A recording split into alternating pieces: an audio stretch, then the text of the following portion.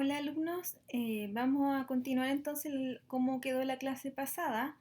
Nosotros quedamos en la parte de Ensemble, donde yo les comentaba que esta base de datos no solamente tiene datos, sino que también posee distintas aplicaciones donde podemos hacer búsqueda de datos con la aplicación de Biomart, que permite descargar información.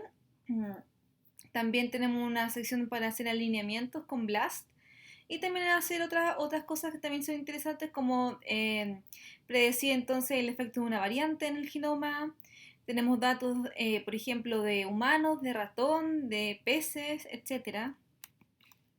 Ensemble también tiene varios objetivos, dentro de los cuales destacan, por ejemplo, hacer genómica comparativa, lograr estudios de evolución mediante los árboles filogenéticos, que fue lo que vimos en las clases pasadas. También identificar cómo es la variación de la secuencia entre organismos, por ejemplo, o entre humanos. Tiene datos de regulación transcripcional, anotación de genes, que quiere decir que lo que hace es identificar las funciones de los genes, alineamiento de secuencia y predicción de estos, y también almacenar datos de enfermedades como en cáncer. Bueno, y como les comenté, las características principales de Ensemble que permite hacer alineamientos, permite exportar datos, uno puede descargar información de Ensemble mediante una aplicación que se llama Biomart, que es muy parecido a N3. Uno lo puede hacer de una forma visual con una interfaz gráfica o lo puede hacer también con el paquete Biomart DR. ¿Ya? Tiene una sección también de anotación automática de genes donde se determina el genoma usando un flujo de trabajo automatizado. ¿Ya? También pueden hacer predicciones basadas sobre datos experimentales. También tiene una capacidad importante para hacer RNA-seq, que está muy de moda actualmente. Y también tiene, acceso a secuencias nucleotídicas y también de proteínas y de mRNAs. Por ejemplo, los que son manualmente, en el caso de proteínas y de mRNAs, los que son manualmente anotados, ya, o sea, una persona es un curador que se asegura de que esta secuencia corresponde a lo que se está diciendo. Entonces tienen un código previo, un un sufijo que empieza con NP en, si en el caso de proteína y NM si es mRNA. Y si son proteínas predichas y en el caso también de mRNAs empiezan con XP y XM. En caso de la anotación manual de genes, esto lo hace un curador, como les comentaba, una persona que se dedica a revisar todo esto manualmente para decir si esto está correcto.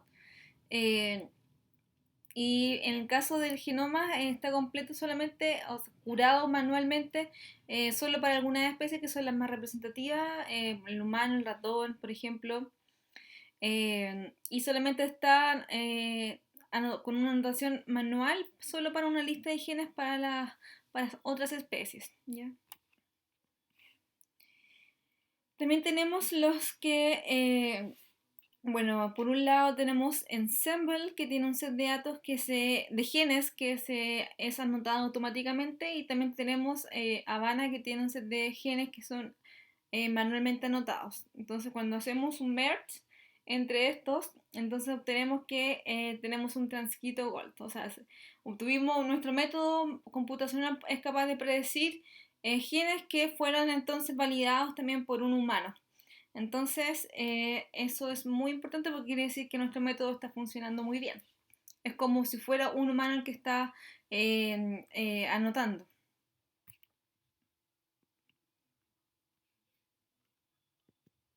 ¿Ya?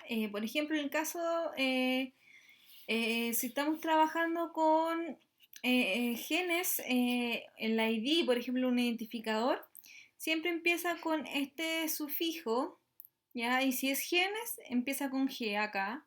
Luego viene otra sección. Y si es transcrito es una T, si es un péptido una P, y si es un exón es una E. Por ejemplo, esto cómo puede identificar los nombres de los genes. ¿Ya?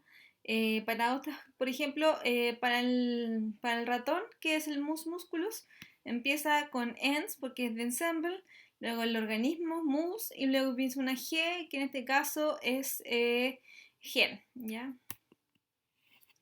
Bueno, aquí tenía una pequeña tarea. Básicamente, me gustaría que la replicaran ustedes en su casa, pero no es una tarea evaluada, sino que me gustaría que lo hicieran para que vayan aprendiendo cómo hacerlo. Bueno, aquí lo que yo les pedía era que el gen humano codifica la deshidrogenasa de glucosa 6-fosfato, G6PD, que se encuentra en el cromosoma X en la banda citogenética Q28, ¿ya? Las preguntas que yo le estaba planteando acá es, ¿qué otros genes relacionados con enfermedades humanas se localiza en la misma banda? ¿Y cuáles son sus Ensemble Genes ID y los Entres Genes ID? ¿Y cuáles son sus secuencias de DNA? Bueno, para esto me gustaría que fueran a Biomart, en la página de Ensemble. Seleccionamos el último Ensemble, en este caso fue el 94, pero me imagino que ahora debe haber uno más reciente. Y también tenemos que seleccionar que estamos trabajando con el humano, en este caso esto es el GR CH38, que es una de las versiones más recientes. Luego, en la pregunta yo les preguntaba sobre el cromosoma X, dado entonces que aquí en esta sección de filtros ya seleccionamos la base de datos que damos en la consulta, luego tenemos que definir cuáles son los filtros que vamos a utilizar y luego tenemos que definir cuáles son los atributos que queremos rescatar de esta base de datos, que queremos poseer. ¿Ya? Entonces, seleccionamos en esta parte de la región que estamos buscando el cromosoma X. ¿Ya? Aquí ustedes pueden, por ejemplo, apretar aquí la X o la cruz aquí y se expande la información, ¿ya? Entonces, ya definimos que habíamos seleccionado el cromosoma X y le decimos que queremos no buscar en términos de pares de bases, sino que por bandas. No por posición, sino que por banda. Entonces aquí tenemos que seleccionar que la banda que queremos analizar es la Q28. Luego, decir que, por ejemplo, que queremos buscar en la base de datos de MIM, que es donde está una base de datos de enfermedades humanas. Ya, entonces elegimos esta base de datos. Puede que esto les aparezca mucho más actualizado ahora. Luego nos vamos a la sección de Count. ¿Ya? Y aquí vemos que tenemos 102 genes que calzan con los filtros que hemos aplicado. ¿Ya? Luego en la sección de atributos queremos seleccionar los atributos que yo les pedí en las preguntas, que era el Gene ID y el transcrito. Y también ustedes pueden descargar otra información, por ejemplo, pueden descargar las posiciones de los genes, pueden descargar una descripción de los genes, pueden descargar el nombre del gen, no solamente su identificador, etcétera. Y aquí ustedes pueden navegar y buscar mucha más información.